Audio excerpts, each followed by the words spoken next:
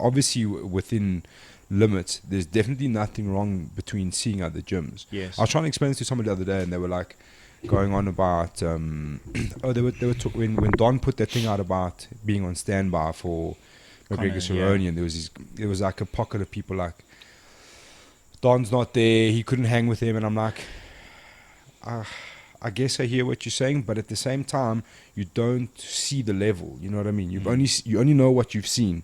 You don't see what's going on. So I was trying to say, like, go there and experience the level for yourself, not to determine or to persuade you, but just go and see the level for yourself, and then coming back and say, okay, tell me if you still feel the same. You know what I mean? Because you only get to see a small portion on the TV. You know what I mean? You don't get to see everything else that's going on, and often in like a lot of fights, you don't get to see a full skill set. I think with Don, the one thing about Don, we got to see a lot against T. Edwards. You know what I mean? So you got to see a lot, but you don't get to see.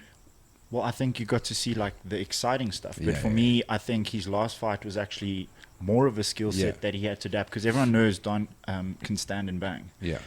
Whereas like now he broke his hand in the first like minute or something, and now he had to all of a sudden adapt, and he had to go back to like clinch wrestling and be smarter. So it just shows like how full a skill set the guys from our team have. And I think that's what's also like frustrating for us as fighters, because you judged on that 5, 10, 15 minutes that you're in there, and it's not like a true reflection. I think that's what, like, if you could fight every month, that would be amazing. Because if you got in like 12 fights a year, then you're getting to show a full skill set, like with rugby or with soccer. Like for me now, I'm itching to go, because I'm like, that performance doesn't justify who I am as a fighter. Like it was the most poor performance I've ever put on, and now you've got to wait 3-4 months before you get to go again. You have to go through like a weight cut again, a camp again. Whereas rugby, cool, you have a bad game, almost on Sunday, Monday you're already gearing again for a new week. You're like, okay, cool. I've got the Bulls on Saturday. It's cool. It's quick to like perform again. What's the harder part? Is that still going, boy? It's just it is. calling. I don't Sorry, know how to just reset this. No, it's fine. Leave it. I just put it up. What's harder, like having momentum and having to keep yourself in check, like after a big win, or dealing with a loss and trying to bite your time till you get back in there? I think it's person dependent and personality dependent.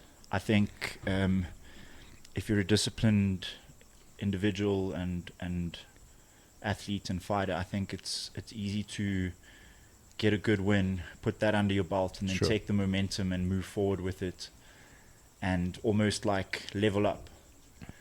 Whereas on the other hand, like, you lose, and then the same sort of individual, you ask yourself a whole lot of questions, you answer a whole lot of things about that, and then you tick certain boxes, and then you're like, okay, cool, this is where I went wrong, this is what I did right, this is what I learned from the experience. But now you still got to like wait a couple months before you can show yourself again, before you can perform again.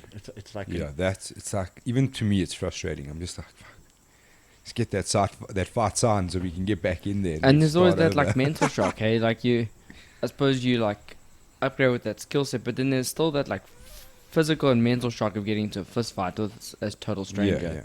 You know, like, okay, it's different, almost definitely different for pro athletes, but there's that like, you have to like get over it for a second when you get in there, that like someone's trying to kill you. I think like for guys, it's so weird, like trying to find that balance. Whereas like with your first few fights, you're like over psyched and you're like anxious the whole week, and you like almost fight that fight 100 times before the fight comes, and then you have that like massive adrenaline dump. And then when you start getting more experienced and more comfortable with the whole situation, it becomes sometimes almost too business-like, and that's why you got to like maintain that balance with, it's still a fight, you know. You're still going in there, this dude wants to kill you, you're supposed to want to kill him. So I think that's the balance that you got to walk. Like, not an easy game, Mr. Hanekom. Not an easy game. So like so you hear guys like Darren Till, he was saying like before his last one, he was the whole time backstage looking for ways out. Like, he didn't want to do it. He was trying to fake an injury or something. And then you get, I think it was on a previous podcast you had with Don, where he's like, he doesn't get nervous really anymore. He just gets excited. Yeah. Do you get nervous before fights? I don't anymore. I think like almost to my detriment, because my last fight I was like so calm, and then it was almost like it was just too much. I forgot that I was in a fight. Yeah, you start worrying like, why am I not nervous? Yeah. Why am I this calm? Should I be this calm? Should I be more nervous? What should I do? Should I play some more music? Should I drink something? Should I eat something? Yeah. You know what I'm saying, dude? Like it's freaky, man. Didn't Cowboy say like to this day on his 50th fight he still vomits? Yeah, you were saying he vomits. He throws up like every time before he walks out. That's natural, dude. That is natural. Like it's, you know, I think once your mind has to progress what's about to happen, and this is the craziest thing about MMA is like, that's why I say there's so much going on. It's so like any given point. We were talking just before we started about your fight, for example, going in without Richie for the first time in your career. That's just like another opportunity for your mind to play on you. You know what I mean? That's just saying, like psychologically, there's you need almost everything to be like you said, it's personality dependent. But a guy like Cowboy in fight week needs his week zigzag. Yeah, you know what I mean. It's not that that's who he is, but he actually needs it like that. He needs that distraction, and it's not like people are like, oh, he's a madman. I'm like, he is a madman, but it's all distraction. It's to keep his mind off what's about to happen. You know what I mean? Some people are like that. Other people need that straight line. They need X, Y, and Z to be in place. Yeah. Otherwise, it's like an OCD. Like the mug's not straight. You know what I mean? And that's gonna freak me out. I think like even Max Holloway. Like if you watch all the embedded stuff with him, he's similar to Cowboy. Not as like extreme, but like he'd go and do hikes and he'd go like buy sneakers. He's actually. I think he started a YouTube channel now. It's Max S. Yeah, or Max S, bro. And he's like, what's it, Hiker something? He's like Hiker Holloway, I think it's called, bro. What a genius, dude. No, he's crazy. It's fucking awesome. Well, dude, welcome firstly. Thanks for your time. Thank you. Big fights on the weekend. I know a secret that some don't know, that Chad Hanekom is a massive Conor McGregor fan. I'm even just going to put Conor here for you. So you can for those of you that, hey, you're a big fan of Conor McGregor. I always thought you were a Khabib fan. Guys, why are you putting me on the spot? Everyone in the world is going to see this now. The whole world is going to see this. So what did you think of being the number one fan of Conor McGregor? What did you think of his comeback? And how do you feel about him being back? I think he's a special athlete and he's a special talent, like albeit whatever anyone thinks about him, and I think to absorb pressure the way he does and to do things in the manner that he does is quite incredible. It's phenomenal. It's special. Like I think if you watch the way he was in this camp, and it's almost like he took a different turn. Which for a lot of people was like weird. If you think people were like, what's going on with Conor? We want the old Conor back. Yeah. But I think he's realized he's reached that status of elitism now where he's like on that level of like a Michael Jordan. And so now I think he's trying to use his position to actually be a good person. Well, this is what he was saying now. Besides all the other stuff that was going on, he mentioned that his goal now is to be the highest earning athlete in the world. He wants to get, he was a number 4 at the highest. He wants to get that number 1. He wants to like knock Mayweather off and be the highest earning athlete in sport. Sheesh. So that's what he's after. He's after that like ultimate status, you know, on both sides, you know what I mean? And this was a funny thing for me because it's like, and you gotta love the UFC. They're so fucking good at that. They're like, cool, Conor's been very quiet. Let's have a press conference. Hopefully we're gonna get something out of him. You know what I mean? Like at the end of the day, they're trying to force a quote, but I think it's a humbled Conor. I think it's someone who knows, who understands that, I mean, he's still a martial artist at the end of the day. He understands that you cannot have a loudmouth on losses. Yeah. You can have a loudmouth when you're winning. You know what I mean? But you cannot say shit when you're losing. Yeah. Especially like losing the way he did to Khabib. I mean, before that, he fought Mayweather. I suppose you can't really look into that too much. Yeah. But I think the way he lost as well, you know what I mean? Like that's he took quite a beating at a point, and at a stage like Khabib, I think could have finished that fight earlier, to be honest. But he was like, he really wanted to send a message. You know what I mean? He's like, okay, I'm gonna fucking, the Zerg must know we're on a different level here. You know? Him, But you know what I mean? Like even dealing with the admin of having Conor back is not always the best, but it's it's exciting, you know what I mean? It just adds that extra spice, and it kind of felt like the UFC was kind of just coasting a little bit for a while, you know, like the ESPN deal just came and did its thing. But now it's pretty juicy, and it's funny to have him back. But like the craziest thing about Conor back is, dude, everywhere you go, even today at the bar, I heard Oaks, they were like, "Oh, did you hear Conor McGregor? He earned $80 million for 40 seconds." You know, like everybody's talking about it. And there's no one really that's been able to do that. It's quite actually scary. He's a beast. So money aside, though, how crazy are those shoulder strikes? And like we always see it from him in different fights and different things he does. Do you think it's him, or is his camp that comes up with these like crazy ideas of like tactics to use? See, I think like those shoulder strikes, they're not unused. Like it's everyone uses it in like on the cage in the clinch. So Conor was probably like, okay, well, I can use this in the open clinch. He's a very creative fighter. I think that's one thing that he's special with as well. He's got a high IQ because he's processing all of this stuff, like all of this technique and stuff through his mind. Like I don't know if that was planned, but I would guess they would have thought with him trying to put the pressure going forward, Donald's eventually going to stand his ground and force the clinch. Yeah. So they expected to be in a clinch at some time. And if you watch what he does, he kind of like he's almost got like, I think he takes like almost like underhook on the near side, and he posts his head, and he like almost like he drops a level and comes back up with it. You know what I mean? This was making me laugh the whole of yesterday. Everyone's like, "Oh, this crazy new technique." I'm like, no, bro. People have been doing this shit forever. Like, have you not been watching MMA? What are you talking about? I think it was just a well-applied technique under pressure. I think that was the difference. Sure. It was pretty gangster, though. Fuck him. Can he beat anyone above him, though? Do you think he can beat Justin? Let's have a look at the welterweights first. Ooh.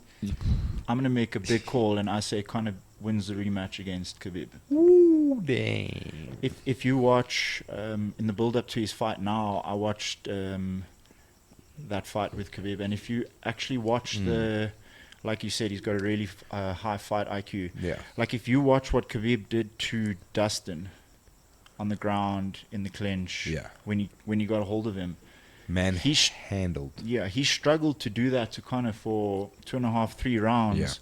Yeah. Just even if you look at the first takedown, how intelligent Conor was to do the things that he was doing, and his takedown defense and balance was insane in that fight. Yeah. Like you forget about it because of the way that it ended. Yeah. People like you actually forget that there were moments in that fight where he was doing amazing stuff. Like his takedown defense was amazing. You know what I heard? What resonated with me. John Kavanagh said straight after that in one of his first interviews, he's like, he was kind of trying to say that, and he was a big part to blame for that. And he said, we made a mistake in this camp. We spent so much time thinking about defending. We never thought about our own attack. Our game plan was to defend.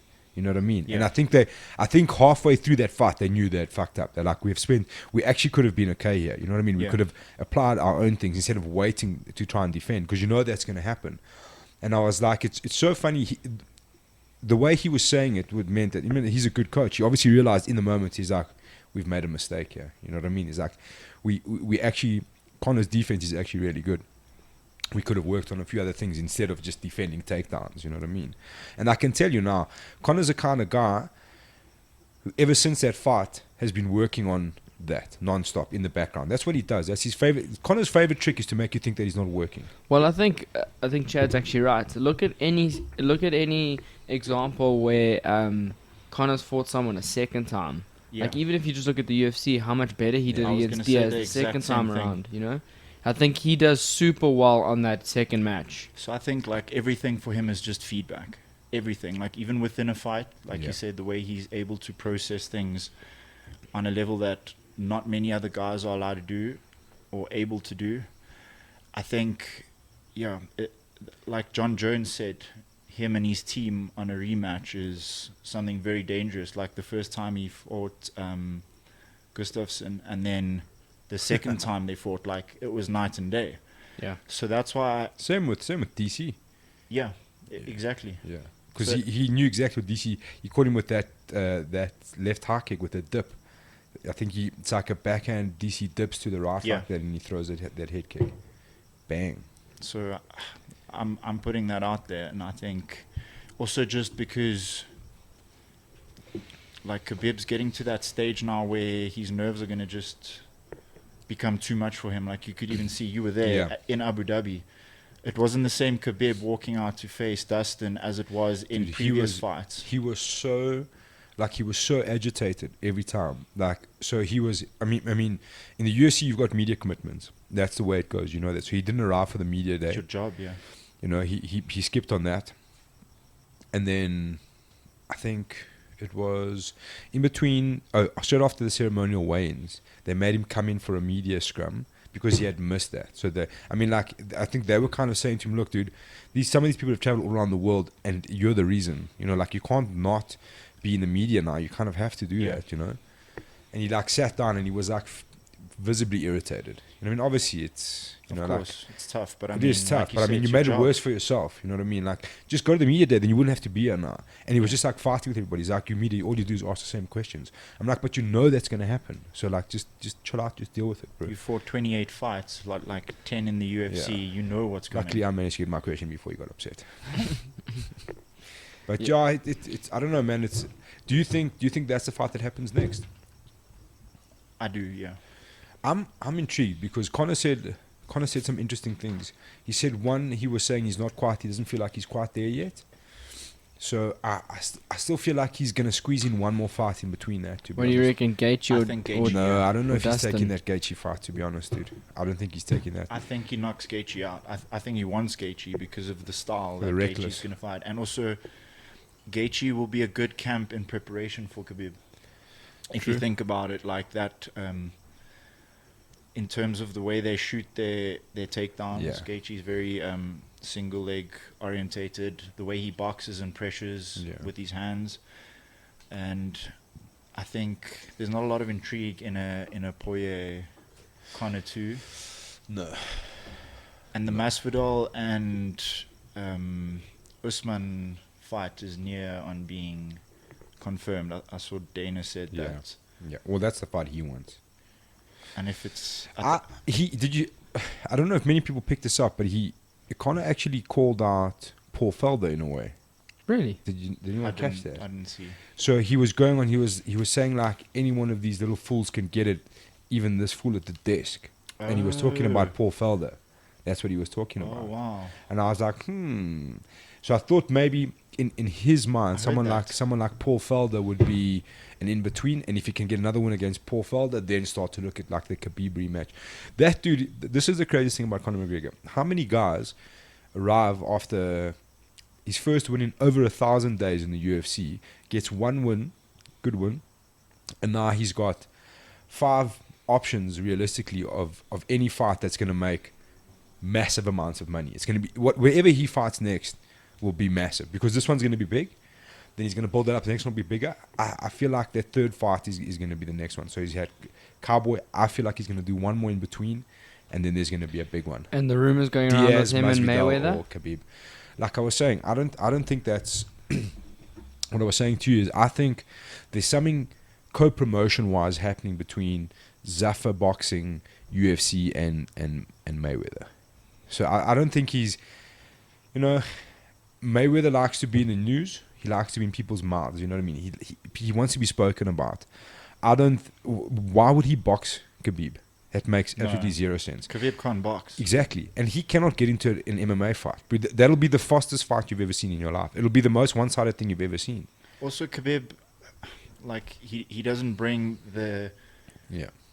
He doesn't bring the eyes that Conor would bring to a boxing match. Like, it doesn't make sense. Because if Khabib was knocking guys out left, right, and center, then you'd be like, okay, cool, give him a go. So I feel like he's kind of hinting at, because he's posted a picture of both, a picture of him and Conor and a picture of him and Khabib, and said 2020. I feel like that rematch is probably going to be some sort of co-promotion between the UFC and Mayweather. But is it a good idea for Conor? Like, look, last time he did that, it like kind of derailed him for a long time. Like, because obviously now you're not training MMA anymore, you're focusing on your boxing. No, they're going to fight in MMA. There's what, like Mayweather and no. I think he's just gonna. I think Mayweather's got something to do with the co-promotion, dude. Because from a business side, so the UFC. Did you see maybe like a Mayweather McGregor Productions, and it's Khabib exactly. versus whatever Conor, it is, and it's like the biggest fight ever in MMA history. So instead of the UFC taking like a massive cut and pay-per-views and stuff, the fighters are getting both like over 100 million. And that's what it's going to be. I'm telling you, because if you wanna go into combat sports and you want to try find a way to put on the biggest fight that's ever been done, and you want those guys to get paid a certain way, Mayweather is the guy to do that. Yeah, you have know to what cut I mean? out the middleman, Dude, which is the UFC. Conor McGregor just earned, I think, the highest flat rate in UFC history at $3 million. The Rock was earning $400 million in a fight. Didn't Khabib get 6 for the fight with Dustin? Yeah, but for a purse. Yeah. But there was, so he got 7.5, I think, in the end. But there was something weird that went on there, because there was somebody else fitted half of the purse or something like that. Oh wow. Yeah. I heard about that. It was like Abu Dhabi Sport or somebody bolstered the deal. I think that was their way of ensuring that Khabib headlined that card in Abu Dhabi. Yeah. Oh, wow. There was something that went on there. Yeah, but he earned big bombs, dude. Yeah. And again, that's because of McGregor. Yeah. I mean, Khabib's obviously got a massive following, but he would never be as famous without McGregor. I think you're correct in when you say that. I think Khabib and Tony are going to fight. Yeah. And then I think Conor's waiting to see what happens there. Yeah. I think Khabib smashes Tony, in my opinion. I don't think there's anything that Tony's going to offer to disrupt anything that Khabib. Well, Tony got wobbled by Pettis, and if Pettis is going to wobble him... And Groovy Lando, bro. One of my favorite fights of all time. Yeah, if those are going to wobble him, then McGregor's Lando Venado. I think they called the Rock up on like a week's notice to fight Tony Ferguson, bro, and almost beat him in a decision. Oh, wow. Jeez, I think he's too reckless to fight a guy like Khabib. Khabib's very structured in what he does and methodical in what he does, and then I think, like you say, I think Gaethje and Conor will fight next. You reckon? Because Conor would use that as preparation for... That's a big fight, dude. It's a huge fight. Gaethje is as dangerous as they come. He is, yeah. But what is he gonna actually do to Conor? Fair enough. What do you think? My thing, obviously, with Gaethje is being able to put that oak away.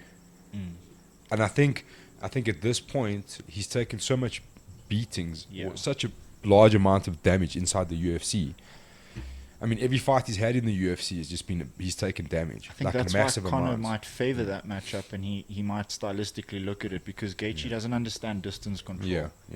He's just forward pressure all the time until you buckle. That's why a guy like it was Eddie Alvarez that put him away like that. Yeah.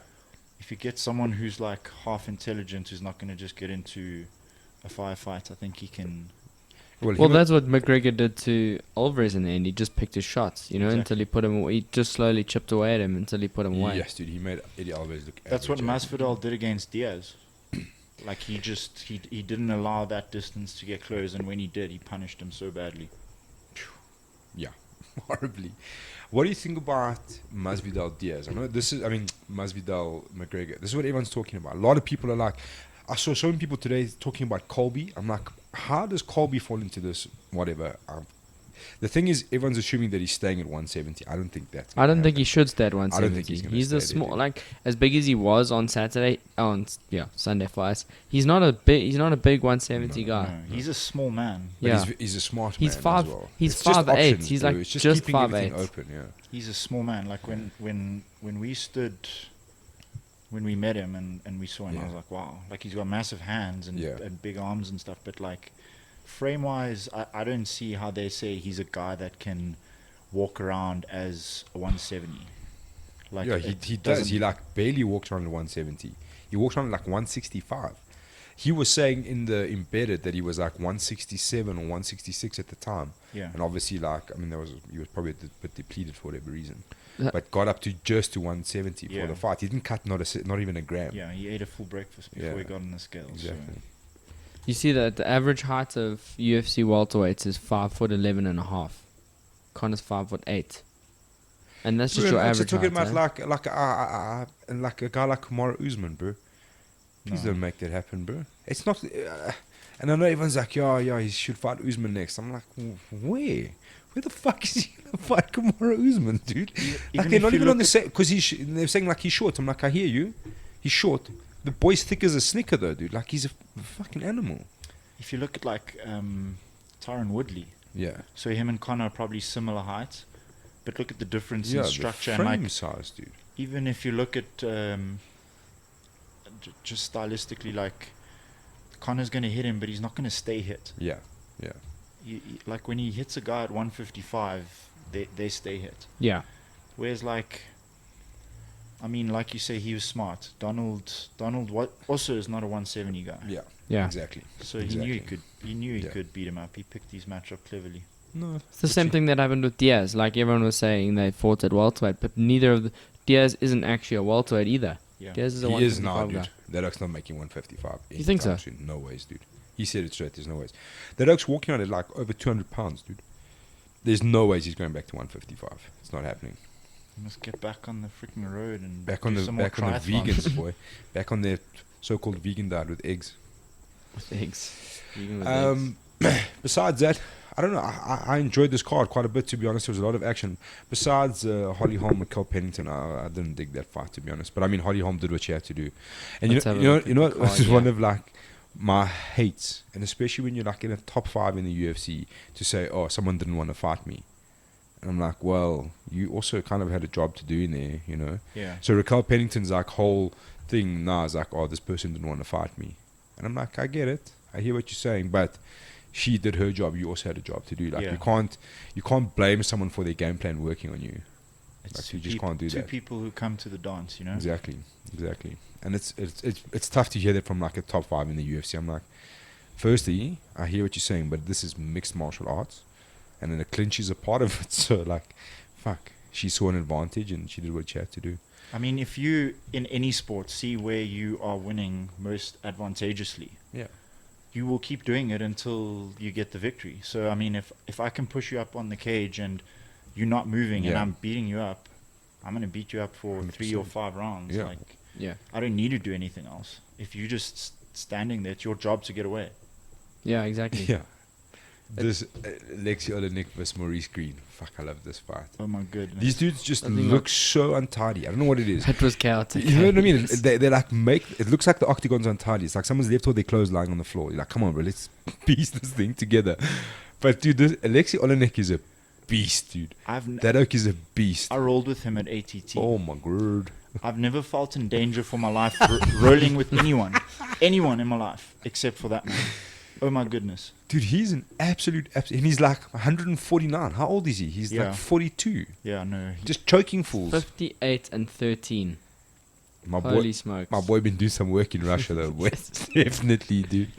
Definitely. You know what I love about like oaks like that, bro? And you check like the walk-in, and he's just like, and he's like obviously forgotten to say cheers to his team, and then he's like, oh shit. But it literally looks like he's taking his dog for a walk. Yeah. Or he's like, he's going to go look for his keys in his car or something. He's just like, cool, bro. Get in there, choke some fool out. He was trying to pull off that neck crank for like 5 minutes. I reckon my boy Maurice Green's got a bit of a stiff neck today, though. Because that thing was getting vicious, bro. But if you look at those heavyweights, like a lot of the heavyweights that are coming into the UFC now, like... I don't see anyone, and I'm like, okay, wow, that's the next. Yeah. Like the next guy. Derek Lewis fought for a title against DC. Yeah, that's true. Doesn't he fight soon? Yeah. Who's he fighting? He's fighting that new. No, he's fighting Latifi. Yeah, Latifi. And Latifi's also small, dude. Latifi is like 1 centimeter tall. Didn't he fight at middleweight at a point? Yeah. That's going to be terrible. That's going to be terrible. 1.7, bro. How tall is Derek Lewis? 1.91. So he's my height. 117 kilos, and Latifi's at 93. I'm sure he's going to be a bit heavier for this. That's probably his last weigh-in. But like also, that's what I love about the UFC. Oh, you want to fight heavyweight? Cool, here's Derek Lewis. Yeah. Well, he probably didn't have an option left on his contract because he was on the verge of retirement after that last fight.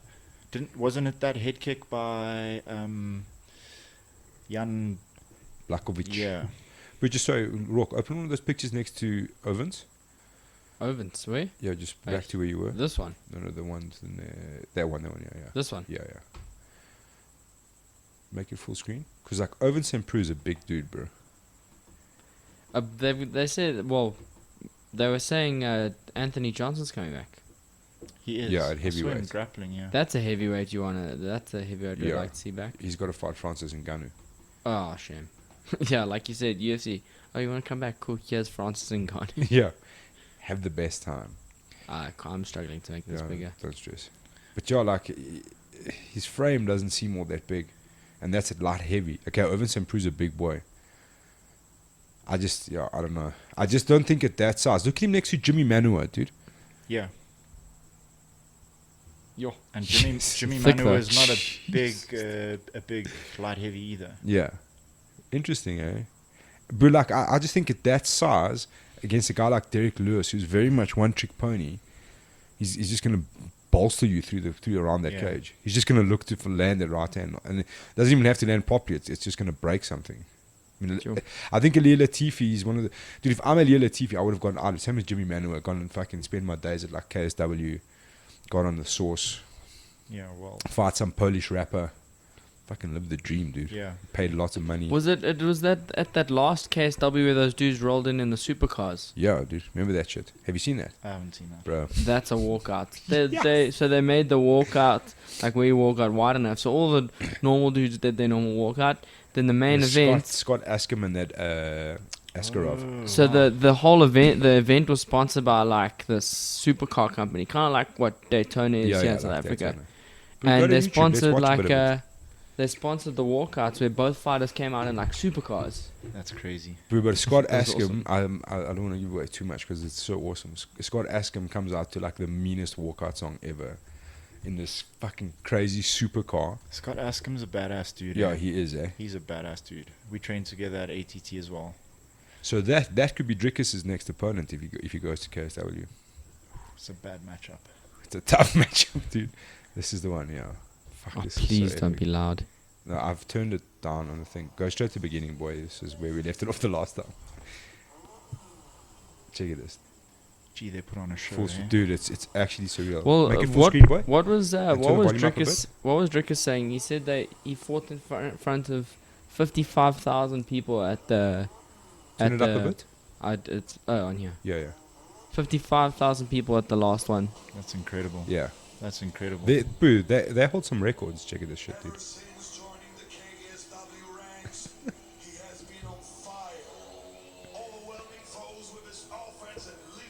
Yeah, Kaladov. That's the dude.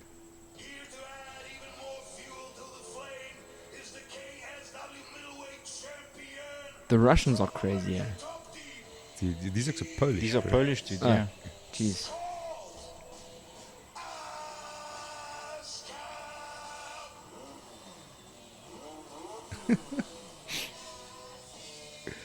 Dude, how crazy is this? Yeah, that's sick, eh? That is a sick walkout song. Check this shit. Oh, wow. Fuck yes. Sign me up, KSW. I'm all in. Look at him. Yeah, he's like, yeah. That's one way to walk. It's a little bit cheesy. I'm not going to lie. It's a little bit cheesy. Don't you love the Iron Man mask as well? But it's fucking awesome. Dude, these Oaks, they don't miss. Like, and it's so funny. And this is what me and Warren have been saying. We're like big proponents of following their system, especially in the EFC, like trying to get through the financial struggles. Cut down from 10 cards. We don't need 10 events. We can have 6, 7, 8 events in a year. 7's a good number. 10 fights on a card and go all out as much as you can on the cards. You know what I'm saying? So what KSW does is they have like, they obviously have, okay, like that's a hardcore mixed martial arts main title fight going on there. Yeah. Or a contender fight. Scott Askham and the other Russian fella. And then somewhere along the line, so like you know the traditional style of building the card, that opening fight will be like a banger, let's say, you know, like something that's people are gonna turn on for the card. They're gonna see this crazy fight. That was why Diego Ferreira and Pettis were the first on the main card, for example, because they kind of you expect that to be a thrilling fight. You know what I mean? So they do that, but then they go one step further. They get like Polish Instagram models that have like 16 quadrillion followers on Instagram, and this like fights like a Polish rap star, dude. You know what I mean? It makes absolutely no sense. And they signed that dude Martin Ford, bro. Have you seen that guy? Just Google Martin Ford. It's like Martyn, I think, and then Ford. They like if you're a freak, like a physical freak, they sign you. They're like, yeah, let's get this dude. Look at this oak, bro. Martin Ford. Look at the size of his. Smokes. I think it's like a prerequisite that you have to be using the Mexican sauce. Oh, what are you talking about, bro? Martin Ford's all natural, bro. He's clean. Yeah. Clean. Yeah. But look at that left arm, bro. Look, he cannot fight for shit, bro. If you watch him, like, try to find like his Instagram or something, Rock, where he like hits the bag. Doesn't he train It's at the gym in Germany? UFD. Yeah. He's probably the doctor at UFD, if I'm honest. Have you seen the UFD's Instagram? Like they could just host a bodybuilding competition within their own gym. Yeah, they could make like a fireman's poster for their Instagram's gonna pop for fucking steroids soon. Yeah, listen, UFD, the boys are not messing around. Your cell phone screen won't pass the sniff test after you look at their Yeah, Instagram. dude, you can't go into Heathrow with those oaks on Instagram, my man. You're gonna get pulled over. But do you remember who was it? It was Go down, let's check. Who was the German dude who used to fight here? the German tank. Mertens. Yeah. Max Mertens. Yeah. He popped for everything. No, everything. He's actually on the jiu-jitsu mats. What a beast. Yeah, he's like an actor, this oak, bro. So while we try to find a video, like, I mean, they signed this dude, and I don't think he's fought yet. He had a fight lined up, then something went wrong. But I mean, bro, imagine having to fight this dude. I would just survive the first 3 minutes. 3 seconds. Yeah, there's no way he's lasting longer than around. Keep that going. cardio is non-existent. Oh, his nickname's Cardio King, bro. What are you talking about? Hashtag How clean athlete. big is this dude, bro? Like, he's so big, like his head is started to get small for his body. There's no videos of him No, hitting there must things. be, dude. There must be. Hello, Stitchy. Come on, Martin. Give us some shit. What if you just Google it, bro? Let's try that. That's a Boxing good or idea. something. Yeah, dude. KSW is very, very interesting. But look, I think they're the third biggest organization in the world, behind, or like the fourth. So the top four would be UFC, Bellator, ONE, and KSW, I think. Oh wow. They're up there, dude. They're beasts. There's a sim boxing. I think Yes, what man. they're good at is like, they bring a completely different element. Check there, yeah, bro. Okay, we know he can lift. We want to see him hit. Want to see him hit shit. Yeah. There's a bit of bag work coming up. You know what he's check this, Oh, bro. yeah. And he's holding the railing, dude. Hey, check out those shin pads. Every fighter's in trouble. More lifting. What is this? Awesome. Mass monster Martin Ford training for MMA debut. Like, I don't think he needs to lift anymore, though. Surely, like, he's done enough. Here we go. Yes. What is that? An elbow? They should get him and Brock to fight. Yeah, that's what I think. There was like pictures of it. And USADA must just stay out of it. Yeah, listen, USADA. There's no USADA at KSW, my man. No. Check, he's like, shadow boxing is even terrible. There's no videos of him. It's just like, look at him here. What is it? Yeah, shadow. Oh, here we go. Please tell me this is some boxing. Yes, bro, there here we we go. go. Look Check at these it out. calves. Check that, bro. Oh, head movement. Yes, boy. Look, it's pretty impressive he can get his leg that high, if I'm honest. What a beast, eh? That was minimal striking anything. Look, we've seen enough, boy. We've seen what we need to know. He's not exactly going to jab your face off. That's probably as much cardio he did for his whole camp. His video.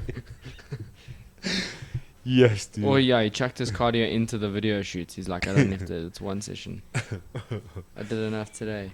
Oh, dude. That's KSW's gig, eh? That's their jam. And it fucking works. Yeah, dude. they're They get doing the people good. in. They're doing This really is well. that just made me think of something. What do you think about a guy like James Dalton signing up for the my EFC? word. That's crazy. Dude, it looks like that's pretty real, eh? It Like, looks it looks like him I and spoke Kara are deep into talks there. I spoke to one of our EFC friends, and he says it's almost definitely gonna happen. So what is he apparently, fighting at? Heavyweight. is it at No, heavyweight? come No on. ways. He's too short for heavyweight, dude. There's no ways. Have you seen how thick that guy is? Yeah, but it doesn't matter, Let's dude. have a look. I said it must be middleweight or light heavy at a push. I think it would be 185. Yeah, Has to be 185 James makes Dalton, sense. MMA. Yeah. Yeah, dude, James Dalton is very short, boy. Like, very, very short. That guy doesn't But look is like he James going to Dalton. fight a fighter, or is he going to fight against... So apparently, James Dalton's been boxing his whole life. He knows how Yeah, to yeah. fight. I think we've established that. We'll ask the Canadian rugby team. Yeah. Ask the Canadians, dude, and multiple other people that have Yeah. had indiscretions at nightclubs, I was bro. about to say, But he's a purple belt in jiu-jitsu, bro. Oh wow. I didn't know that. Under who? Yeah, I don't know. CJA. Rico Hatting, I think. Oh, okay. Yeah, dude. Yeah. Boy's not messing around. You know what I mean? That's probably like a larger CV than a lot of the EFC roster, to be honest. And I think even Cairo said that he's like, to be honest, he's probably has higher credentials. Yeah, than a lot of the EFC roster. So. Yeah, well, there's most of the guys, whatever weight division he enters, there'll be people lining up to fight that guy. Yeah, pick me. Bro, there'll be a lot of dudes lining up. I'd put on an exhibition fight against him. But this is the thing. Everyone's like, a lot of people taking the piss out of it. I'm like, the thing is, they're being pretty fucking serious. Firstly. Secondly, like, I think he's obviously got like martial arts training. Yeah. You know what I mean? He's not a slump. Where does he live? Does he live in Joburg? Cape Town. Okay. He's 47. He's 47. Yeah. He's not a young buck, boy. I don't think it'll be. Look, I don't see him fighting more than once. No. But yeah, fuck, dude, sign me up. I want to see that. I think that'd be cool to watch. There we go. He brawls a guard. Let's see some of bites that. Bites a guy's face. No, let's see the guard brawl first, bro. I think it's the same one where he bites his face. Oh, I don't want to see someone getting their face, but where's our bullet here? I can't see in the chaos. Is that him there? This guy's filming all the cars instead. Yeah, he's filming the wall, bro. How's this? It's the same guy who's filming the BM. It's the guy who filmed the Kalami brawl as well. Yeah, jeez, bro. Old bullet. Yes, Apex is putting out an offer to anyone in Kyalami to come train. Their first month free was amazing. Oh wow, yeah. They had their first guy come sign up after that whole thing from Kyalami. Check that, bro. You're missing all the action here, Rock. Make that full screen. He just got this dude fly kicked him and then got him with a nice little double leg there. Yes, see. Oh, sweep, reversal, bro. I think he's fighting a brown belt here. This is a 4-way grappling match. See, this is why I always wear comfortable shoes when I'm out. And keep your mouth guard in your pocket. They got him. How many of them? 3. It took 3 guys. What a gangster. He could have leg locked that dude. Oh, yeah. Yeah, he should have. Rock would have leg locked. Maybe he hasn't been practicing leg locks. Or Chris. I'm scared to leg lock people now. So if you're fighting James Dalton, his leg lock game is not great from what we've seen on News 24. And he's susceptible to sweeps. Get out of here before we have to watch carte blanche. I don't want to get depressed. He's susceptible to sweeps. Yeah, his balance is very off at the moment. That's probably about as much tape as you're going to get on James Dalton's game. Okay, if you were a matchmaker and you had to put anyone up against James Dalton in his debut, who you giving him? Dallas Jacoby. Oh wow, good matchmaker. That was good actually. Yo. Damn straight. That wasn't off the top of his head. He'd been thinking about it for a while. As I was watching this fight, I was like, he should fight Dallas Jacoby. I don't know why, it just came to me, bro. That's a good one. Who would I give him? I think because you I don't know, you kind of have to give him not someone that's going to just shoot the double, take him down and choke him out. You know what I mean? Well, he has a jiu-jitsu game apparently, but in a fight like that, you got to set it up that's going to give him the best opportunity to show what he's about. Yeah. So, I mean, if they're saying boxing is obviously going to be where he's going to be most, or brawl, he's going to brawl. Dallas Jacoby's going to brawl. You know what I mean? Like, I think that would make the most sense. Donovan Hawkey. Too big, bro. You think so? He's too big. Have you seen how big Donovan Hawkey is, dude? Actually, right, this guy's only 177 centimeters. Dude, Donovan Hawkey is very big. What about Wesley Hawkey? If Wesley Hawkey's going to make middleweight. I think he might. No. I saw him in Durban. He's not that big. I mean, for middleweight. But he's also hinting at a comeback. But he was calling out David Bieski this morning for a welterweight fight. Did he No, I think it was a joke. It was a joke. He was like, I'll fight you at... Because I think he said, let's fight, and Dave was like, no, I'm a heavyweight. He's like, fine, I'll fight at middle, you can fight at heavy, let's do it. How serious do you think these dudes are about coming back? I think Wesley's been hinting at it for a while. I don't think he's too worried about the money now, so I think that makes him free. I think a lot of the guys miss the competition, they miss the camaraderie.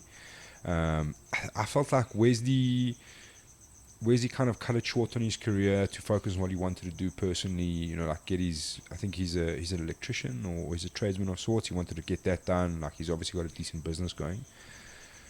So I think like once you've settled into that and you're making money, you don't have to worry. Especially like in South Africa, you don't have to worry about your purse and all of that sort of stuff. And you're like, cool. Like I just missed the fight. You know what I mean? Like. I also think he did those like huge roundabout routes to each title. He fought DeMott. Yeah. Came like that close to becoming the what was it? Was it featherweight champion? Like it was very close. Then fought all those fights. Eventually gets back to Boyd and gets choked out in like the first round. Yeah. I think that's got to break you. Boyd you know? Twice, didn't he? Yeah. I think he did.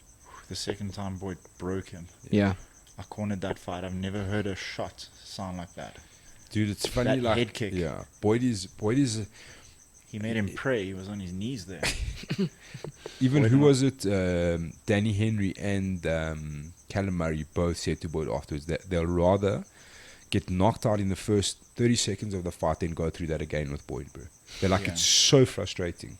They're like, literally, please rather just knock me out. Like, and I don't want to be in there anymore. Who is it who made that? Someone made that that thing with, I think it was Masvidal. Was it Masvidal? I can't remember who it was. Like what people's faces looked like after fighting him. Yeah, dude. It's the same for Boyd. Boyd went through like a whole series of fights where that like jab just used to cut guys up, and then as the fight progressed, it just became a bloody mess. Yeah. Beast, dude. Leon Maynard looked like he'd been in a fight with a caged lion. Yeah, he got massacred that fight. That was the end, eh? That was the end of Leon Maynard. Yeah. Well, he's catching alligators somewhere in America now. I don't know what he's doing. Bare knuckle fighting hillbillies. Yeah. I think he was on that thing that fell apart. He didn't get paid though, eh? Yeah. Shame, man. Yeah, he was supposed to get like $100,000 or something. What? Yeah. So that promotion signed all the fighters like to this thing. They had Johnny Hendricks on that card. They had Chris Lieben on that card. Jay Cuccinello, bro, was made Chucky for free, bro. I don't think he got paid either. And his face was bad. Signed all these guys and then just buggered off. Didn't pay any of them. Yeah. Oh, wow. Try Google Jay Cuccinello's face, crazy. bro. Yes, dude, that was heartbreaking, eh? And you're like, firstly, look, you know, bare knuckle fight. You said yes. It's your own fault, you know. Guys didn't pay you. I'm not surprised. Where is this dude now? There's a photo. Can you see it, bro? Oh, look at this dude, and he didn't get paid, bro. Look at that. Oh my word. No way. That is intense, eh? That's too intense, bro. Like just. Even his eyes have like sunken in, dude. Not for your fighting career, I think just for your life. That's no good. Yeah. Like that's borderline like thuggery. Yeah. It's not. I used to listen to Joe Rogan and be like, I think MMA should be with eye gloves. And part of me was like, I think I'm with you, Joe. And then I saw this, I was like, I'm definitely not with you, Joe. I 100% think it's a bad idea. More Let's gloves. keep more gloves. We need bigger gloves. Yeah, we're trying to take our sport this way, and these guys are like, no. This is not good for you, dude. Why do you think it's only guys like at the end of their career that are entering these things? But I think this was it. I think I don't think he fought again, Jay Cuccinello, dude. I don't think you can, bro. I don't think he passed the brain scan. Yeah, but I mean, like, you could probably this hits his pillow too hard, and you'll open those things up. Dude. Yeah, well, I suppose once those cuts please are get there. that off the screen. It's freaking me out. What do you guys think of Diego Ferreira beating Pettis? Sorry, boy. Did you see the MMA Republic picks where BigAl picked Diego Ferreira to win? I picked that as well, I think. For two reasons. One, I saw Ferreira in Abu Dhabi, had a tough opponent, did really well. Secondly, a guy like Pettis, eventually that honeymoon's got to end, unfortunately. You know what I mean? And I just think stylistically that was a terrible fight for him. You know what I mean? Like, Pettis has been, I don't know, it's like his luck just never runs out. You know what I mean? Like, obviously he makes his own luck. But, I mean, I want to say young. Diego Ferreira is old, but he's on the rise, you know what I mean? He's on a tear. And I think Fortis are becoming a force to reckon with, dude. It's not even like the kind of fighters, it's the game planning. You're starting to see the game planning now. Did you see that little Khabib sequence in there? The leg tie and everything. Yeah.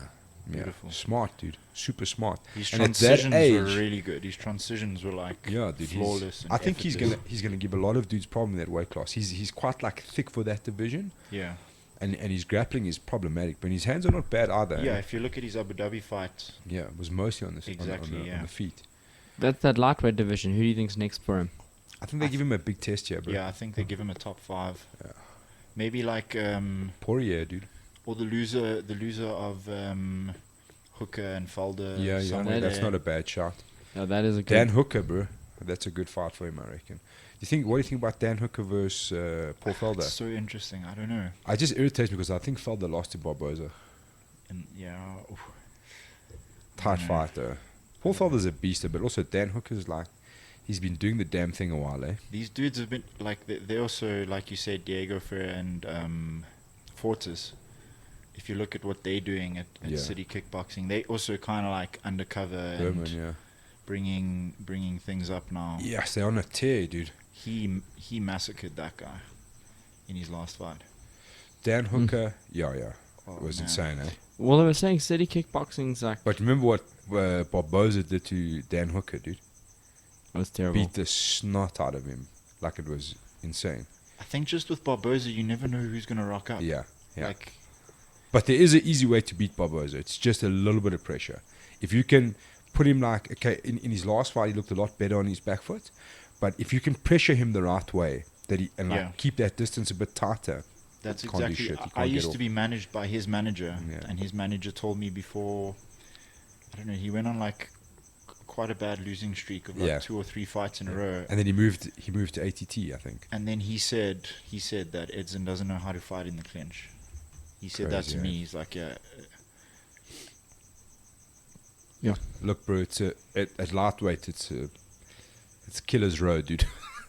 There's no where Diego Ferreira is now. From there upwards, it's just problem after problem, dude. It's a tough road. But I still think, like you say, stylistically, there's a lot of good fights for him because he can kind of almost play like a Damian Maia role in that division. Yeah. I think he's a superior grappler to everyone there except maybe, obviously, Khabib.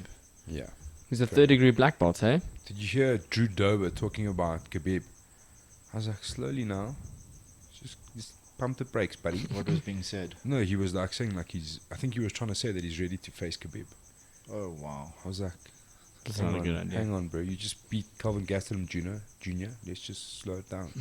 Calm down. That guy does look like Calvin Gastelum. Exactly like him, dude. It's scary. It's like doppelganger. If Calvin Gastelum went on keto, that's what he'd look like. If Calvin Gastelum actually made the proper weight division he was supposed to fight in, then he'd look like that. Did you see?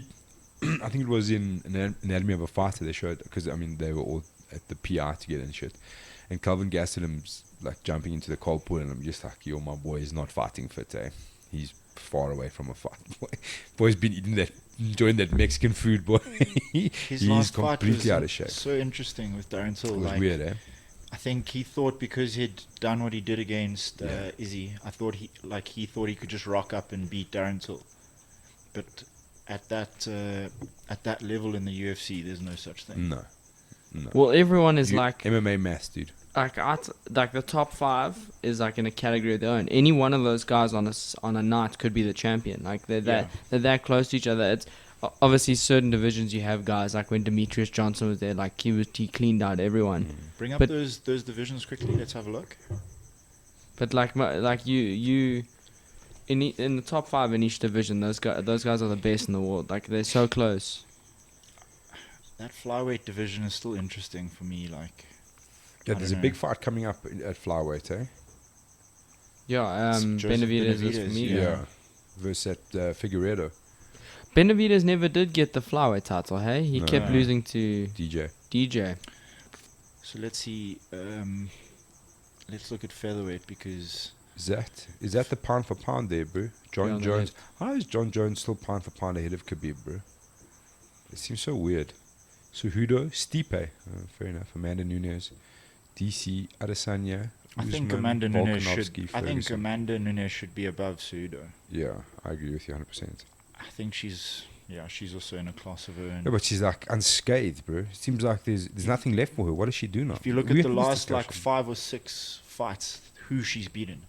Yeah. She's beaten the best. And how she's beaten them. Exactly.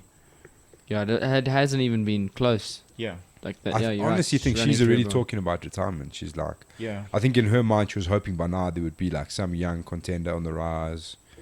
Nothing. But we were saying Shevchenko 3, bro. That's the fight. Well, that's what they're saying. But they're so far apart weight-wise now. You know what I mean? And I think if Shevchenko's gone down, she's gone down. Yeah. She takes her down and she mauls her on the ground. Fair enough. I'd like to see a third fight there, though, if they can find a middle ground. Shevchenko's a beast, Yes. And this bantamweight division, check that Jose Aldo on the rise as well. So Jose and Cejudo are set to go next. Yeah, can you believe that, eh? That's crazy. They love the UFC loves Jose Aldo, though. So Jose Aldo versus Cejudo for the bantamweight title. Yeah. Yeah. Sure. Skipping Peter Yan, Corey Sandhagen, Aljamain Sterling. I think Peter Yan can beat Henry Cejudo. I'd like to see that fight. At the moment, I think they're gonna. He's one of the top dudes. Must be. Yeah. You think it's like a thing where they're so worried that the fighting style of those smaller divisions is never. It's like Yes. the average fan doesn't find it exciting. So you go with like a Jose Aldo who you think is gonna look for a knockout. You know what I mean? I don't find it exciting. I'll be honest. Yeah, I don't either. Like if you watch a card that's headlined by, say, like a flyweight world title. Yeah, barring BK. Yeah, I mean, he's on a different level. Yeah. But like, even if it's Henry Cejudo and Mighty Mouse, Yeah. like that's not one that's gonna wake you up at 5 a.m. to go watch. You're gonna record that and you're gonna watch it true. like Yeah. Monday Definitely. Monday night sometime. You know. Yeah, it's just the reality of it, unfortunately. Yeah, and look at the featherweight division. I think Max deserves a rematch. Yeah. Has Your to. Volkanovski's strategy going to that fight was just ridiculous. That was one of the most impressive performances I've ever seen. Like he just knew exactly what he had to do. Dude, to dismantle a guy like Max Holloway, Yeah. bro, and stand and trade with him, bro. It was phenomenal. It was phenomenal. I couldn't actually believe it was happening because I'm a huge Max Holloway fan. And like, you get to the third round or like the end of the third round and you're like, yes, your boy's in trouble, yeah. You know what I mean? You're like, you're like, your boy's, like the scoreboard pressure is real now. You know what I mean? Like he's against it now. He's got to find a win somewhere. And like, I honestly, like, I just didn't think you'd see that with Max Holloway.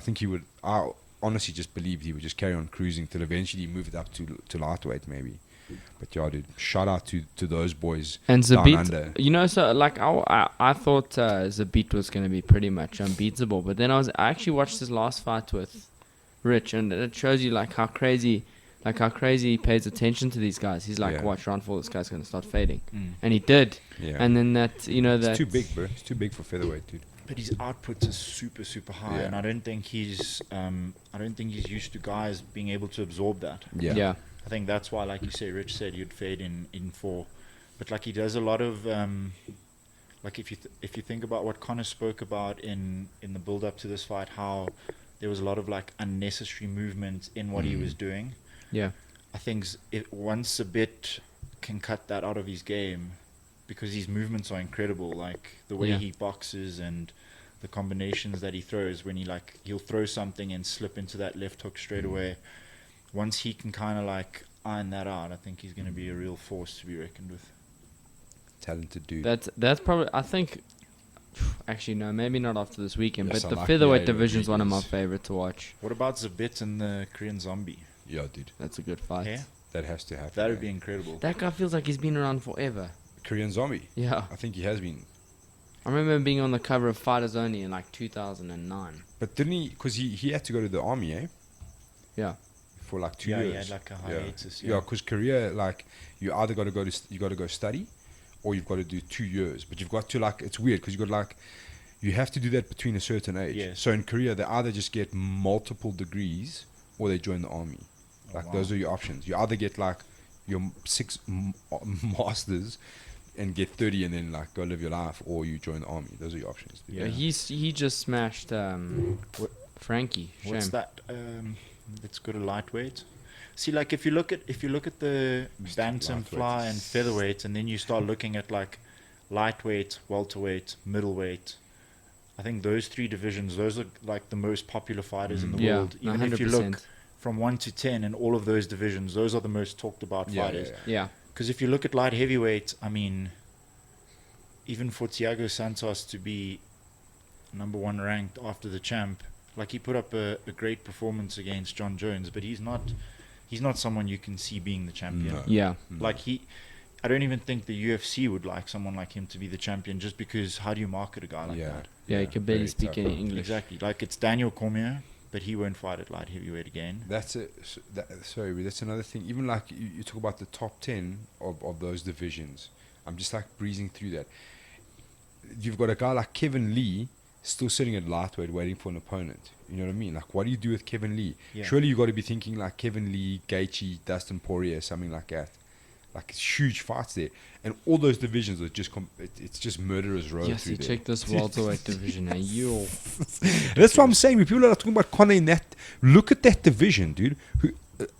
Go through from there. Okay, Pettis, Diaz, Robbie Lawler, maybe Diaz could happen. Stephen Thompson, not going to happen. But I mean, Stephen Thompson's a problem.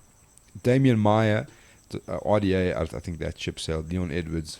Don't know. I think Jorge Masvidal, Colby Covington, Tyron Woodley, Kamaru Usman. Not to say that Conor doesn't have the skill level. I'm just saying the size and the frame for that division. That's like career suicide to me. I think a guy like Leon Edwards even gives Conor a tough time. Leon Edwards is huge, dude. Yeah, he is huge. Like Leon Edwards versus Tyron Woodley now is a cracker. Yeah, that's a massive matchup. Dude, Leon Edwards just has like his combinations and his hands are ridiculous, dude. It's just ridiculous. He understands distance so well. Yeah. He doesn't look like he's doing a whole lot, but I'm glad he's getting that big fight. That's headlining London. Other than that, the card's not great though. There's nothing like too exciting. Him and Woodley, I mean, they're probably paying Woodley a bomb to get out there. So I don't know how they didn't get Till on that. I think they were trying to decide between Till versus Adesanya and Romero Adesanya. I think that was the hold up. I think they're going to feed Till someone to put him in the reckoning. Yeah, that's what I think as well. Actually, someone Bobby said... Knuckles, bro, that's the fight. He's got to fight. No, but he's stepping in now, isn't he? He's going to fight Jared Cannonier. Till? Yeah. Oh, wow. Yeah, because... I saw that Whittaker was out. Yeah, Rob Whittaker's out, and they're talking about Till to replace him. Yes, Jared Cannonier is also a dude. Yeah. That's a bad man, eh? Yes, that's dude. A bad man. That is a bad man, dude. He's crazy. He scares me a little bit. Even Jack Hermanson. Yeah, that was what they were talking about. He's a very talented dude. Yeah, I'd like to see Till versus Jack Hermanson. That's a problematic fight for him, dude. Yeah, that is a tough fight. That is a tough fight. With some badass grappling as well. We got Romero versus Adesanya coming up for 248. That's going to be cool. It's a nice fight. Someone actually said something to me yesterday. I'm trying to just confirm it quickly. Forget Jesus. I don't understand though how Romero keeps just getting every fight. It's like a title fight. That's what I was gonna say. He'll miss weight and then he'll get out decisioned and then he just keeps getting the title fight. Okay, so they said this is what someone said to me the other day. So 1-4, bro. Romero's last win was Luke Rockhold in February 2018. Okay, if we go to February 2018 for Israel, he was making his UFC debut. Okay, and then from there went on a 1, 2, 3, 4, 5, 6, 7 fight win streak. And now this guy, whose last win was when this guy made his debut, is now getting a title shot off of 2 losses. Dude, so here's the thing. Go back to the division, bro. This is the argument, UFC's argument, okay? So there's quite a few points. Rob Whittaker just fought. Yeah. Beat him, injured. Paulo Costa, probably the next in line, injured, and he's not coming back for a while. That's why they've stepped past him. They were going on about Dana White was saying he saw him on Instagram and he's been doing all of the training. All they need is like for a doctor to clear him, and then like a day later, the fight gets announced. So obviously the doctors weren't. I think he tore his bicep like very badly, from what I understood. It was very bad. Oh, so he had surgery and everything. Yeah. Oh, wow. How big is Adesanya? Can he actually fight at light heavyweight? He's my height. We're the same height, and then John Jones is like 5 centimeters taller. There's just too much of a discrepancy in that. Like if you look at Izzy's build, I think he even like carries a bit of like extra flubber. Yeah. To even be able. Middle. Yeah, like he's a great middleweight. He shouldn't try go up. He can't go down. I mean, he can be one of the greatest if he just carries on doing what he's doing. They could fight at like a catch weight, like 195. Yeah, he can do now to his division what John Jones has done. To his division. Yeah. Do you think he can just keep the next challenger keep ticking them off? So Adesanya was kind of saying that in kickboxing he fought at heavyweight. He fought big dudes. And I'm like, that's fine because they're not trying to take you down. Yeah, they're not clinching. And if you think John Jones is not going to try like And they're not hitting close you with that small distance. gloves either. Yeah. Interesting. But okay, so sorry. So they were saying, so then you look at your options there. Jared Cannonier, booked, probably not quite there. Darren Till's only got one fight in the division. Then you're starting to thin out. You know what I'm saying? So, and Adesanya wants to be active, and he, realistically, besides Conor, is your biggest star. Yeah. So you want him active. And you're going to take a guy like that, and just for casual fans, because now he's drawing a lot of casual fans, and that's what that is. Yeah. That's for Romero, because they're going to look at this fight and be like, here's our hero, Israel Adesanya, don't know shit about Yoel Romero, and look at the size of him and be like, oh, fuck, this is crazy. You know what I mean? Like, Yoel Romero is going to stand there and get pumped with some of those combinations and not go away like so easy. So he's gonna put up a good fight like he always does. And I think he's almost like that guy in the division. Like, if you can beat Yoel, you've kind of made it. Like, as the champion, you've kind of solidified your path. Dude, for a casual fan, that's a match made in heaven. Bro. Yeah, it's going to be so exciting for them. You know what I mean? I think it's just for us that are in the know. I think for us, we're like, doesn't make sense. But now that you've pointed out, like, if Paulo Costa's not there, he's not on the scene at all. So otherwise, he would have been the fight. Yeah, sure.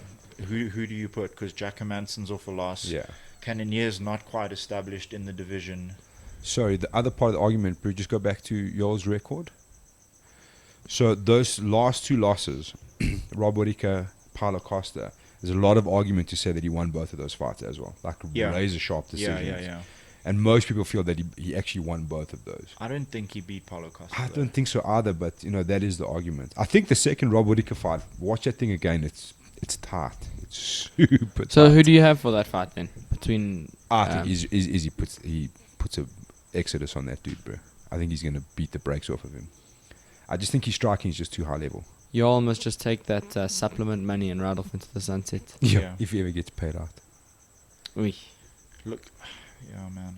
I mean, look, there's obvious dangers there, dude. Yeah. There's a lot of danger in that fight for Adesanya, dude. I promise you, that's a suicide fight, bro. For any champion, that's a bad fight to take. But that's what it's all about, and I think that's what the hype. And like Dana was saying, nobody's calling this dude out. Yeah. Like Adesanya is messaging like, give me Yoel Romero. Yeah. That's gangster, dude. He's obviously seen something, you know. Did you see when Darren Till called him out and then he woke up? Yeah, and he woke up. He was like, I was drunk last night. Just kidding. Just kidding. I wouldn't want to fight that guy either. Hey, so funny. But I think this new part of Darren Till is really gonna throw me into the stars, eh? The way he's like so honest about everything. Yeah. Have you actually seen him troll Robert Whittaker? It's the fucking best thing ever. I don't know if he's still doing it. So every time Rob Whittaker posts something, because he was trying to call Rob out. So every time Rob Whittaker posts something, all he does in the comments, you just see Darren Till Rob with a question mark. Oh, wow. Dude, for like weeks, I couldn't stop laughing. Every time you just see this Rob. I think, yeah. What a legend. Like with Darren Till, I think, like you said, the honesty, I think that's what people want to see now from fighters. Yeah. I think that's what Conor may have even realized. Yeah. And that's why, like, he took this turn where he was like, I don't have to put on this facade and be this.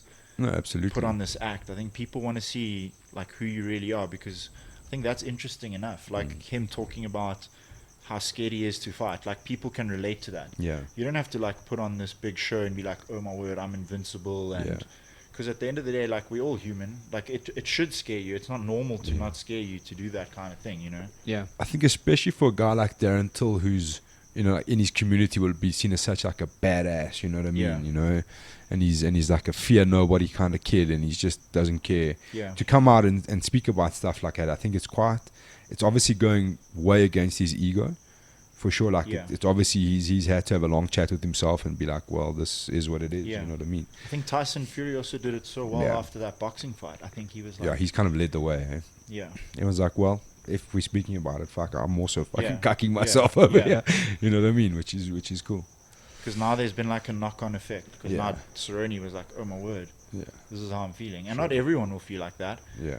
But I think people have now seen that it's okay to talk about how you feel. I think it's actually in the fight game, to come out and admit to stuff like that makes you actually even more scarier in a sense, because you got to think, well, you know, like, why is this guy giving me this fuel? Because now I can use it against him. But he's obviously so comfortable with it now. Yeah. He's just embracing it. You know what I mean? And he's talking about it, and he's letting people know that he's vulnerable. You know what I mean? Yeah. Which is, I think it makes you more dangerous. To be honest. It's also not making him do it. He's just being honest about it now. Yeah. Like, he's done it for, say, whatever, 10, 15 fights. Every single time he showed up and did what he had to do. It's not like. Do you think that's the end for Cerrone? No, he said he's going to fight again. Yes, dude. I just hope they tape it down for him, dude. Like, Cerrone irritates me. Does he? Jeez, he irritates me.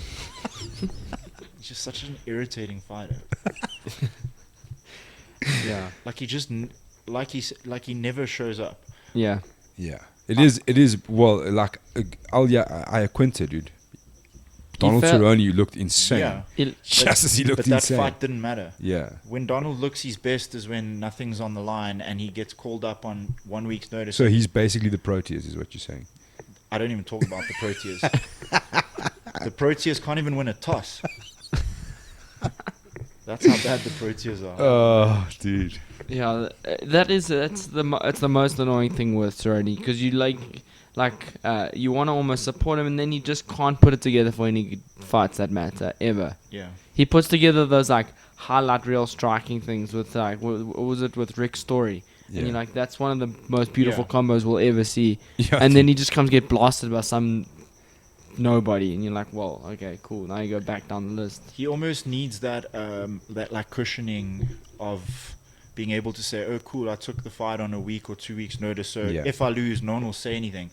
And then that's when the pressure's off, and that's when you can come out and perform at the highest level. But when you actually have a full camp and people have expectation, then it's a different story. And I think that's what he's not able to do. And I mean, he's achieved like way more than most guys in the sport, and I should be in no position to tune him. But I mean, as a fan, it must be a frustrating thing, because you look at him and you're like, ugh.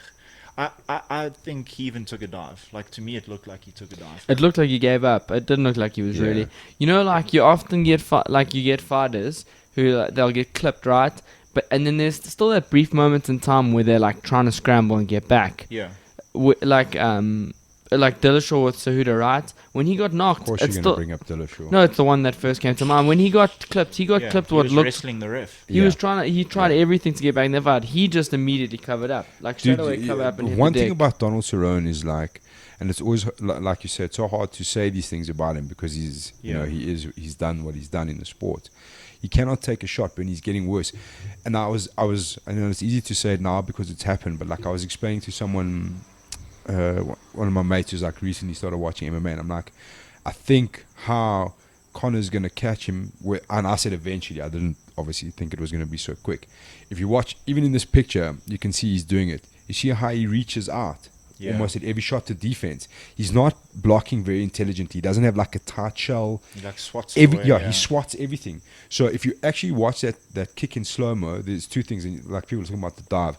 He's swatting firstly at a body kick, because he doesn't want to eat that body kick, and he's getting caught with like the foot, like right on the end of the kick. Yeah, he gets caught with the toes. Yeah, almost. And it's obviously I don't think any of that's affected him. I actually think what's happened is if you watch also in the slow mo, it's the second shoulder that breaks his nose. The clinch, and you see the look on his face. The minute his nose is broken, he doesn't want to be in there, because it's the second time it's happened. And the first time they stopped their fight, thank goodness, against Tony Ferguson, when his eye was all shut like that. Oh, yeah. You know what I mean? Like, he's not comfortable with that. He's not...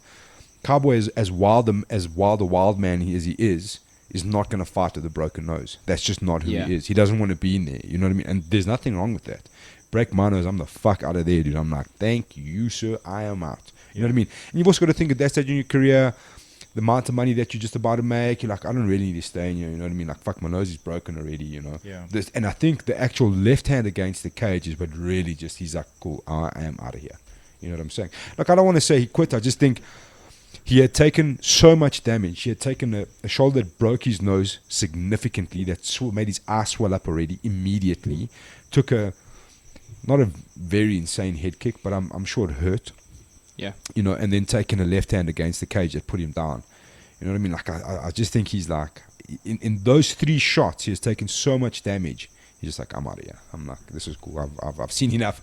And I think that's, a lot of people say that, I think Dustin Poirier, Eddie Alvarez, and like you don't understand Conor's power until you're in there. You know what I mean? Like, and I think it catches people by surprise. Yeah. To be honest, you see how he throws that left hand. It's almost like he's trying to throw. He wants to throw it right through your face. But even the one right at the beginning of the fight, where he ducked under, he threw that thing from. Dude, if that thing landed, it would be like Deontay Wilder, but like a forehead KO, dude, and your hand will be shattered. Done. Yeah. Yeah. Anyway, so Mr. Hanekom, what do we expect from you going forward in 2020? Obviously, you're coming off a very tough last title fight, strange affair. As you've said, you obviously had a bit of personal stuff going on. But what's happening with you going forward? Yeah, I think, like you say, I'm not one for excuses, so I take ownership of what happened that night, and looking back at the fight, I watched the fight once and I was like, that wasn't me. But there was a lot of things surrounding that fight that the people close to me, the important people, know what was going on. And like I say, I've taken accountability and ownership for that. And in the sport, you got to roll the dice. So for me, it's just feedback. It's learning. It was a tough one to process, but I've processed what I need to. So I think it's going to be a good active year for me. Like 2018 was a good year. I fought 3 times, so I'm aiming to do the same. So I'm up again early April, which is great. And then we got some cool things lined up apart from that post-April. So I'm probably going to look to get in April and hopefully get a quick turnaround in July, and then we'll see from there when the next fight will be. Still fighting at Brave, hey? Yeah, so the next one will be in Brave. I'll be up in Romania. Oh, nice. Awesome. Yeah, so that should be cool. Sick. There's been 2 potential opponents that we're having a look at, and okay. Yeah, we'll see. Just, I mean, like as a fighter, you lose one and then you just want to get back to winning ways. So for me, I'm just planning the next fight. That's my goal right now, is the next 3 or 4 months. How can I put my training in the best place to facilitate myself and able to perform the way I'm supposed to perform when fight night comes? And that for me is the goal right now. So focused on that solely, and then once that goes successfully, then I can look to the next thing. Because sometimes as an athlete, if you set out this whole big 1 year or 12-month plan and a 5-year plan, like of course you want goals, but you have to be in the present, and you have to do, like, tick one box at a time. So I think for me, I don't want to say I'm going to do all these things in this 2020 and say I'm going to fight this many times, because you don't know what life's going to throw at you. Yeah, no, for sure. Like, it's a high risk sport. You can get injured.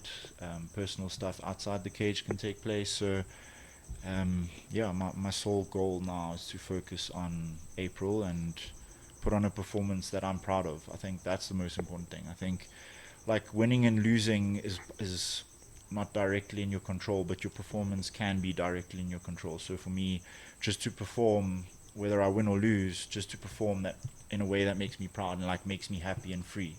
Something I always want to do when I fight is like be free and unrestricted, and no, that's powerful, man. And I think it's like you say, after a loss, you just want to get back in, especially when you've frustrated yourself with your performance. You haven't given the performance that you know you're capable of, and that your team knows you're capable of.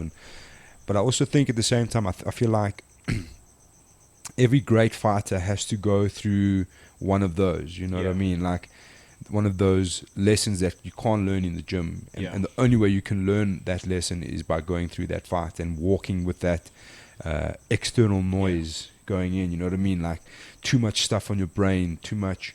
And sometimes it's not even too much stuff on your brain, but it's how you're processing that stuff, how you're dealing it. And like I always say to people, the biggest attraction always for me in MMA was how MMA resonates with your daily life.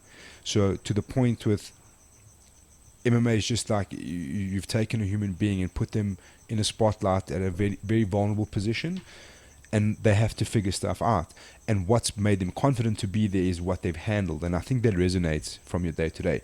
How good your training's been, how good your nutrition's been, how good your sparring's been, how good your strength and conditioning's been, how good your sleep's been, how good your recovery's been. And that can be 100% how you look at your own life. And there's so much to deal with anxiety from a day-to-day basis. There's so much external noise. Now take that, compress it, and put you into a situation where you have to fight somebody, you know what I mean? Like and you get better dealing with that stuff as you go through these things. Like everyday life, you get better at dealing with stress. Well, most of us do. If you're actively trying to solve that problem, you get better at getting better sleep, by getting better nutrition, by getting better exercise. So it's all like, I think the attraction to me is MMA athletes and what they have to go through to get to the pinnacle. I think is the same for life, because we all have to, we're doing it in different ways, but we all have to grind it out and work just as hard, just in different ways. You know what I mean? And I was thinking about you long after that fight, and I wondered, like, I could see by your demeanor that you didn't really come out the change room, which was my opinion. That's what I saw. A lot you know of what I mean? said that, Like, and I've seen that. It's not the first time I've seen it. That's why I recognize it. I mean, I was fortunate enough to corner Carl Illinois when he fought with Thunder Biko, and being that was the second time with him. So the first time, saw him get a great warm-up, great mental space, get into the cage, get the job done, emphatic fashion, look brilliant, come out. And then halfway through the warm-up, sitting there knowing that something's wrong. And you're like, what do you do to correct that? Do you say something? Yeah. You know what I mean? Like, do I say something to his coach? Like, I can see he's seeing it as well. We're all kind of seeing it, but like, you don't know how to address it. You know what I mean? Like, do you say something because maybe you've misread the situation? He's actually fine. Now you're going to put doubt into his head. It's such a vulnerable moment, and it's so hard. There's no way to deal with it. There's no book on it. Every fight is different. And there was a podcast, I think, who was it? Anyway, they were talking about Cody Garbrandt. It was Aubrey Marcus.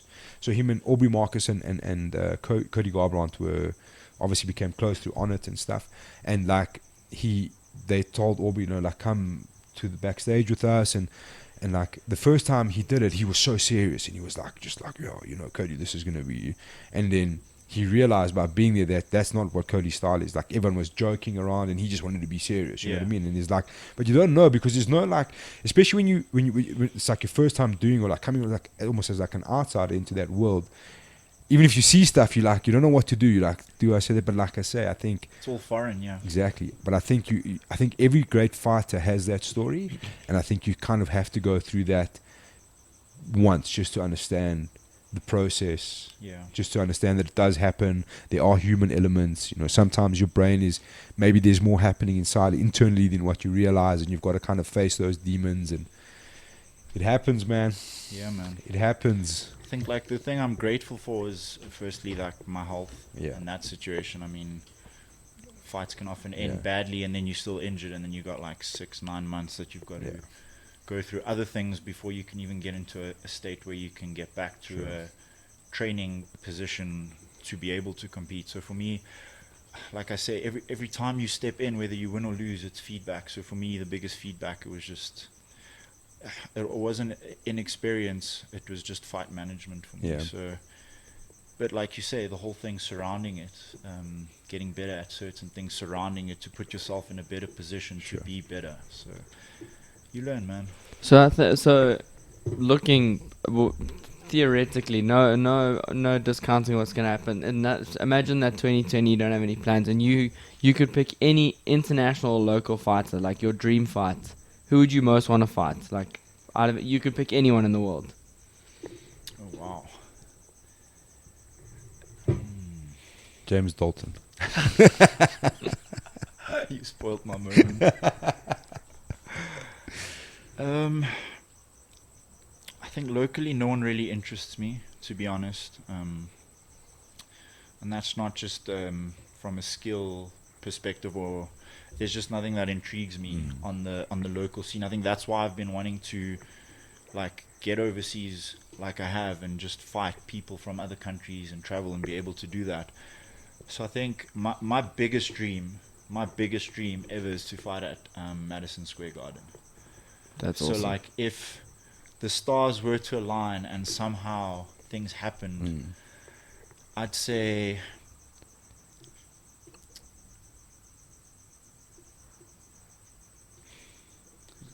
probably Whitaker. I'd like to fight Whitaker at Madison Square Garden. I was just about to say James Dalton again. James Dalton at Madison Square Garden. Yeah, that's Presley's. Yeah, Presley's. That's a cool fight. That can be arranged. Yeah, that is a cool fight. I think like I've been having this like way up between the ultimate destination to watch a fight, like as a fan, or go like work like a UFC between New York and Vegas. And it's so hard. It's like the hardest thing to do, because I think New York as like a hardcore fan, like Madison Square Gardens is obviously, it's number one. But then you look at the chaos of Vegas. Like I was watching stuff that was going on this weekend, and I'm like, fuck, Vegas is where you want to go. But that's also a McGregor card in Vegas. It's very different to a normal card. You know what I mean? I think like Vegas is what the fight capital of the world. Yeah. But I just think like when you fight at Madison Square Garden and you like headline something like that, that's when you know you've made it. Sure. Because how many fights like take place there? So when you're there, you know you made. I mean, like even WrestleMania. Yeah. If it's at Madison Square Garden, like it's the real deal. Know that's like Brock and his boys are just tearing shit up. You were one of the first guys, actually, I think, if I look back, to really like step away from EFC and want to fight internationally. What made you decide, like you were done with the promotions here and you wanted to try something new? I think wanting to reach what I want to achieve and reach the goals that I'd set out for myself. I didn't think that the state that EFC was in back then, and it was actually in a healthy state, but it's just the way the divisions were and the way that the whole field of MMA in the world was at a different state in 2016-17 when I stepped away as what it is to now. Like now all of a sudden there's intrigue in Africa, and South African fighters are like now all of a sudden starting to get a look in, because it's become like a more global thing in general throughout all promotions. So I think what we had discussed as a team with my coaches and stuff, I think that was the best way, after having trained the biggest gyms and like going toe to toe with those guys. We knew we had what it takes, and we knew that there was only one way to do it, like staying in EFC and go hunt your own opportunities, fight after fight after fight after fight. But also I didn't think that hypothetically speaking, so the next fight after my last EFC fight was the Dolce fight that they wanted me to do, and that was for the light heavyweight title. So doing that already, I was going to be dropping a division which they didn't know about. And also, if I did get stuck with the title, the way the division was back then, like you were going to fight once a year maybe. Yeah. And at that point, I think with the EFC, the way the contracts worked, if you won the title, you automatically got a 6-fight deal. 100%. So I mean, this was, I know the champion Dolce fans, bless them, will still tell you to this day that you try to duck him, but there was like, I know this personally because I was sitting in Randburg and you announcing that you were going to be dropping to middleweight before this was all going on. Podcast we did together, and then they started talking about the champion fight, and like I was like, but he's dropping to middleweight, so I don't know what champion Dolce's plans are. And we'd also literally just come back from like a long training camp overseas at like a couple of the biggest, not only MMA gyms, but we'd been at the best like grappling gyms. So then we saw like, also it's an opportunity for me to travel, like that for me. Travel intrigues me so much. So like, say my next fight's in Romania, I'd never put myself on a plane to go to Romania. This is one of the coolest things about Brave that I've tried to say to people, like, say what you want to say about them and the show. That, I mean, like I said, the production that gets put on here is not what you see around the world, unfortunately.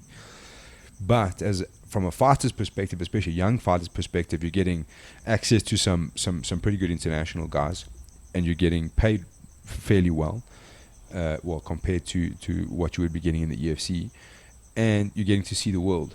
You know what I mean? And that you're preparing yourself for future endeavors, traveling, cutting, getting ready for a fight on the road. I think that's quite important going forward. I think also, like you said, the pay is a big thing. I mean, if you're one of the top guys in Brave, you're getting paid like your fair share for what you're doing, and also like the activity.